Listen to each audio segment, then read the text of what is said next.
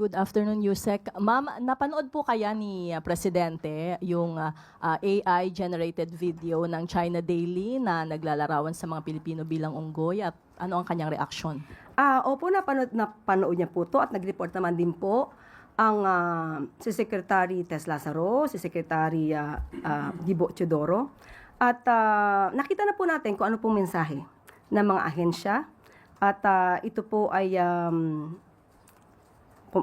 sinusuportahan po ng Pangulo.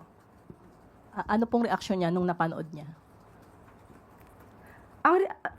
Lahat ng Pilipino, hindi na natin kailangang makita kung anong reaksyon ng Pangulo dahil kahit sino man sa Pilipino, hindi magiging maganda ang pagtanggap, hindi matatanggap yung ganung paglalarawan sa mga Pilipino na bilang unggoy.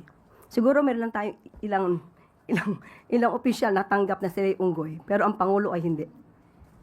Si